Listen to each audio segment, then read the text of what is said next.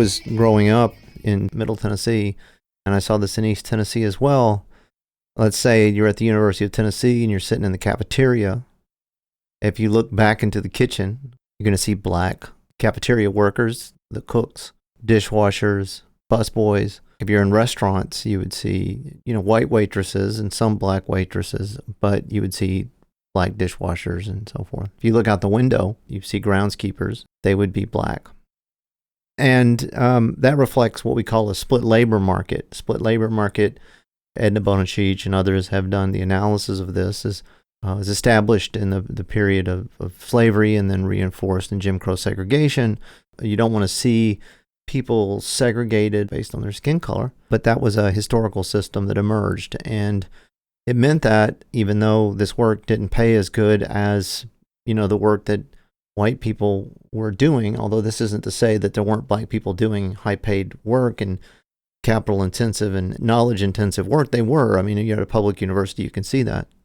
But it's to say that on a proportional basis, that would be, as you go down the occupational structure, you're going to find the work, housekeeping and, groundskeeping, those kinds of things are going to be increasingly dominated by black Americans. And then as you move up the occupational structure, you'll see more whites in those positions of capital-intensive work and knowledge-intensive work.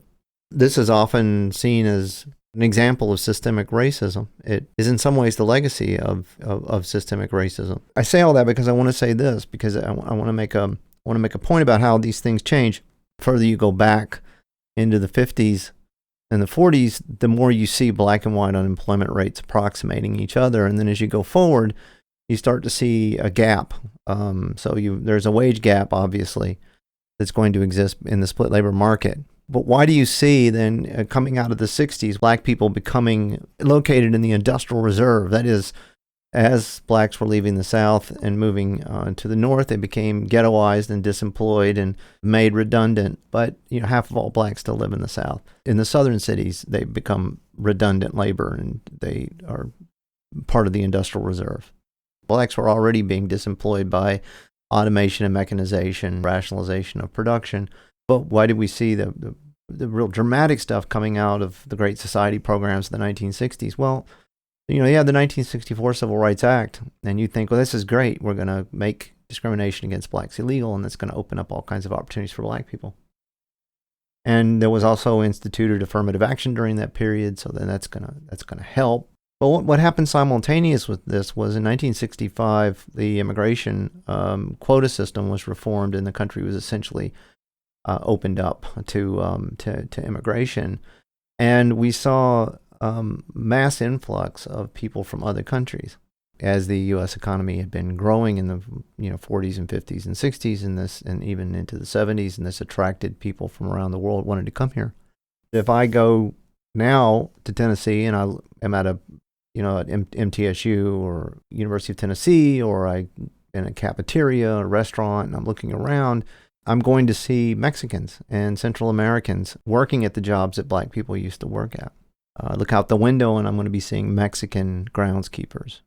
One of the things that you hear middle class, affluent, non-Hispanic whites, academics, for example, say this, professionals say this, is the reason why we need immigrant labor is because Americans don't want to do those jobs. They don't want to pick strawberries. They don't want to pick apples. They don't want to clean houses. They don't want to wash dishes, et cetera, et cetera. So you got to bring in the immigrants to do that.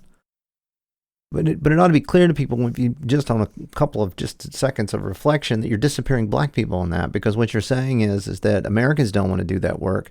Well, Americans are black and white, so you're making an assumption that white people, I'm sure that's who you're talking about, the white people don't want to do that work. There's white people who do, but there's black people who do. And in fact, black people used to do that work. We've seen a strategy where you have a split labor market. Black people used to do that. They derived an income from it, were able to maybe save money, invest money, and then we can work on that problem of the split labor market. But nobody's working on that problem. Instead, what they did was they just opened it up to let foreign labor in, and foreign labor took those jobs. Now, why? Because you could pay them less, exploiting cheap immigrant labor. And then you have in software engineering and in the medical profession and other sorts of things, you see the exploitation of knowledge-intensive, high-skilled, capital-intensive labor.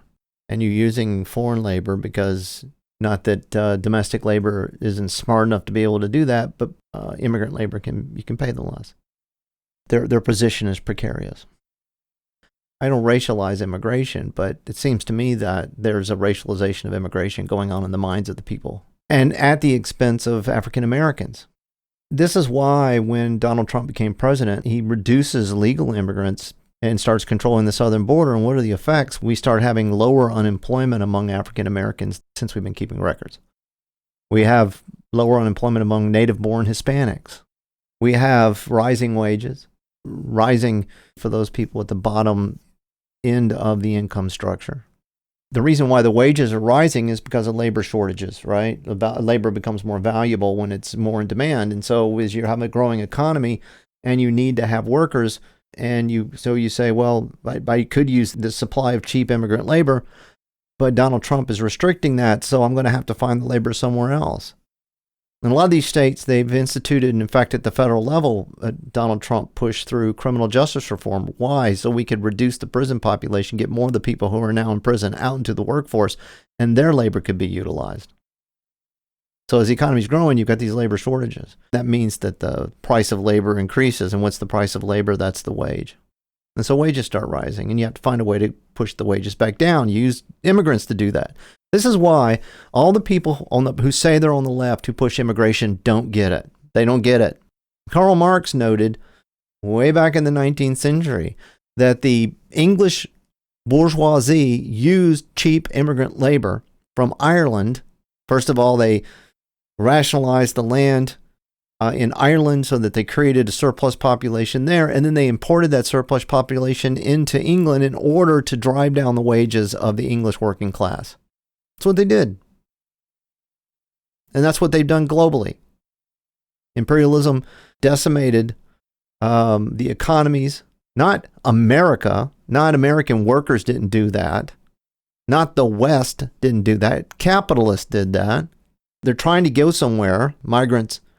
They're trying to get out of where they are because it's a horrible situation there, and they want to come to America where there's opportunity.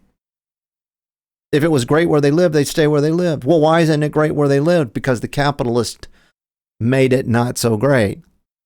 And now they're desperate and they're poor, and they'll come over here and they'll work for practically nothing. And they won't get out of line because they're lucky, given where they came from. By doing that, by using that cheap immigrant labor, you drive down the wages for native-born workers. And you see $500 billion of value is transferred from the native-born working class in this country to the capitalist class because they're exploiting cheap immigrant labor. And the left doesn't get it. Now, they're not really left. They're progressives. They say they're the left, but the progressives are the technocratic arm of the corporate powers. And so populists come along and say, wait a second, the republic is for the native-born. The republic is for the workers who live here. What did Marx and Engels say? The class struggle is a nationalist one. You got to fight for your life chances. And so when you say Americans don't want to do this work, you're disappearing black people because they used to do that work and they would do that work again. And then when you bring that up, people will say, well, you want black people to be back there being your housekeeper and your lawn keeper and all that kind of stuff. Man, is it privileged to be an affluent white person and say, Americans don't want to do that work. That's why we're going to have immigrants come in and do it. So same way the argument you hear, we're bringing immigrants in because we need them to prop up our pension systems and prop up Social Security and prop up Medicare. Just use the immigrant. Then you put yourself forward like you're defending immigrant rights.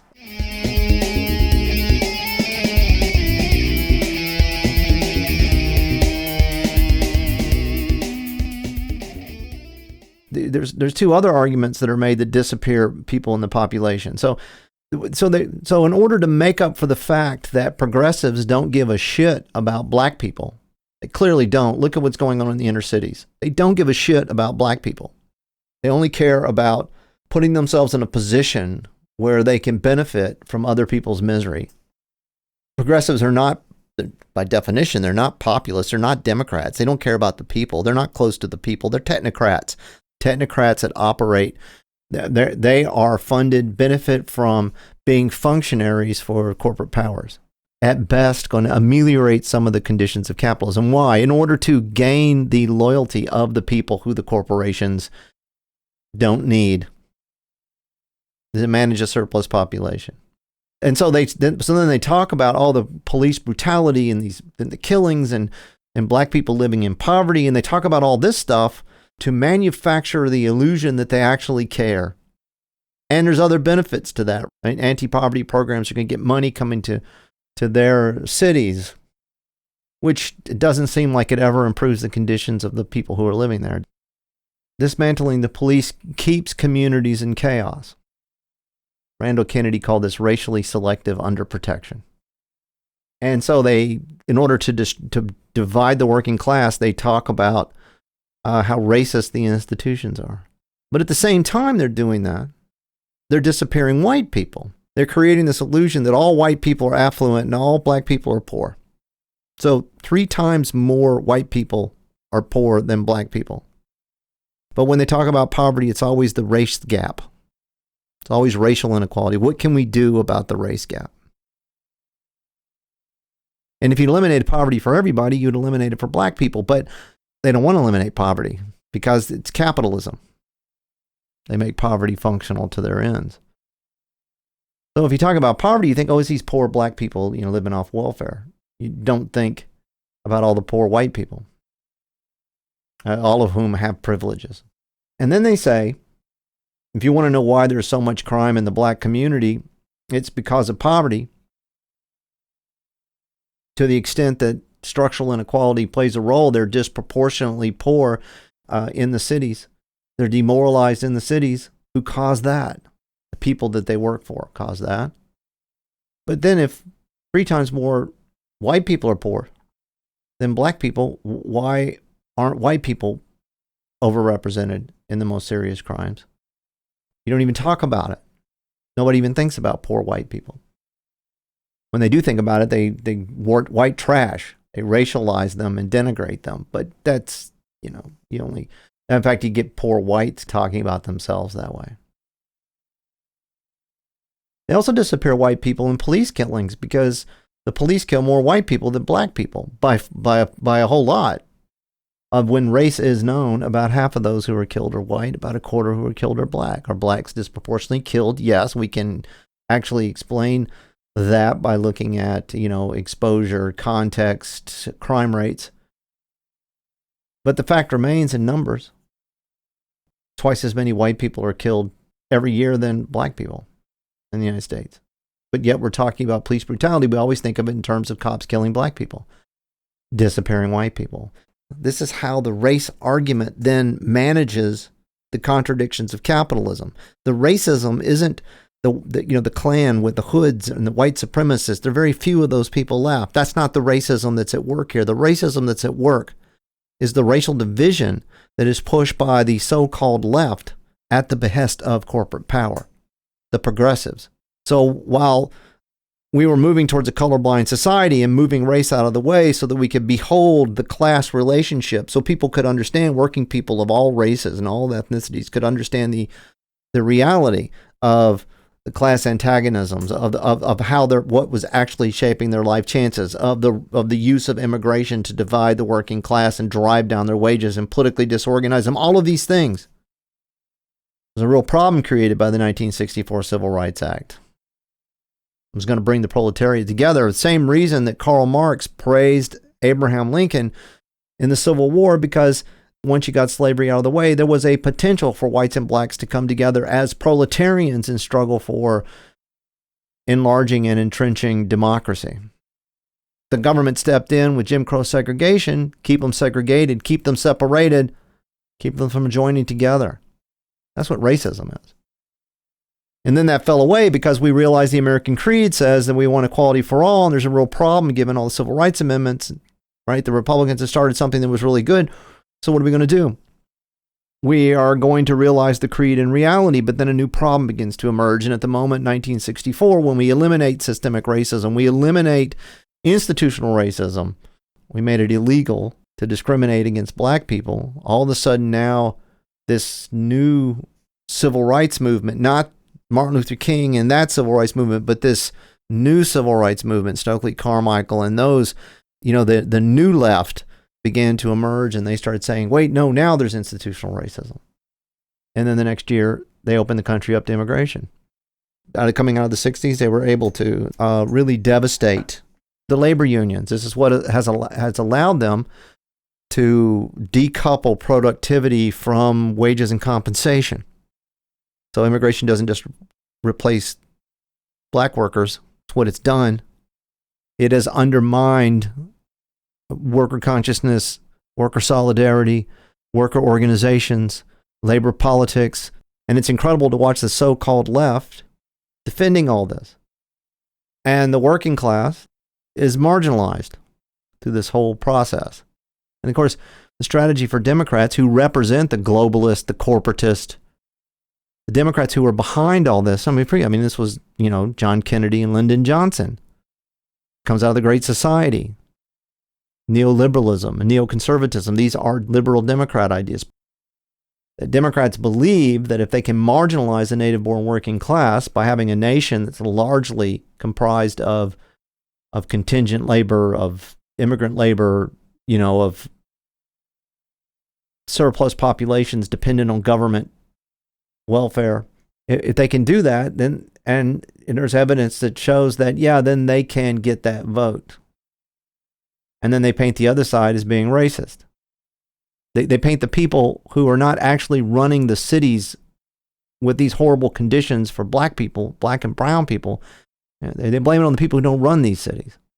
They blame the people out in the rural parts of the country, these backwards rubes, deplorables. That's what Hillary Clinton called them.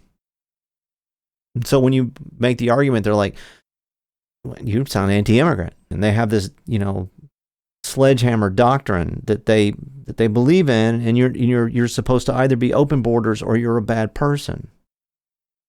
I am interested in a rational immigration policy because I understand the relationship between illegal immigration and crime. I blogged about this extensively. Human trafficking, drug trafficking, etc. I understand what happens to native-born workers when you bring large numbers of immigrants in, and when you don't police the southern border. It hurts the working class here in this country, particularly black and brown people. If you say that you represent black and brown people, you have to be interested in the question of immigration. And this whole argument that people have made where, immigration can be understood in terms of civil rights is just bogus. They're not the same thing. Civil rights were about addressing the historic systemic racism in black-white relations. That's what civil rights was about citizens, about people, the people. Immigration is an economic question. It's not a racial question. It's not a civil rights question. The Koch brothers and the Cato Institute, they're open borders. They want immigrant labor because it drives down the wages and disrupts worker organizations in this country, just like Marx had said. And then the left is making these arguments. They think they're coming out of this grand left tradition. They're not. It's corporatist, neoliberal propaganda. You replace the drive for equality with demands for equity, which are racialized. And how the equity is supposed to be obtained is specified racially. And then that's where the language of diversity comes in. Right? If our corporations look like a rainbow, we're a just, woke corporation. That is how corporations create hegemony, being able to control the opposition and then incorporate a substantial part of the opposition into their ideological fold, and that they lead them towards their ends, not to the ends of the working class. And the whole time, and if that all seems kind of a lofty analysis, just look at what's happened to the working class over the last 50 years. In the short amount of time we had when we restricted immigration, what happened? Before COVID, we had the lowest rates of black unemployment, of Hispanic unemployment since we've been keeping records. We had wages rising faster than they've been rising in a very long time. We had prison reform, criminal justice reform. because the capitalists needed more labor and people need the work. Now COVID's here and immigration has fallen very low, but there's still people who are trying to push it. And we have Americans who need work. And if you were on the left, really, that's what you would focus on. If you were on the left, you wouldn't say they're trying to do the China thing to distract you. They're talking about the Chinese Communist Party and all of that because they want to distract you. You know, how are you going to talk about that when you've got these high rates of unemployment, when you've got coronavirus that's throwing, shutting cities down, putting people out of work, et cetera, and you got all these problems? Well, guess what? All those problems are because of globalization and these global transnational corporations and their close ties to the Chinese Communist Party, which has these export processing zones which make cheap products. And then you get a wrapper around that that looks like a U.S. company, and then it comes back into the country. And it's not, American workers weren't involved in that at all. So immigration is disemploying workers, but you're offshoring, and that's disemploying workers. And then you see high rates, and this is largely out in the white working class neighborhood. You see high rates of fentanyl use, and where's that coming in? The cartels in Mexico are bringing it in the southern border, and the fentanyl is made cheaply by Chinese pharmaceutical companies. That's the effect. By the way, that's what you get when you vote for Joe Biden. If you vote for Joe Biden, you get corporatism, globalism, right? You get technocracy. That's what you get.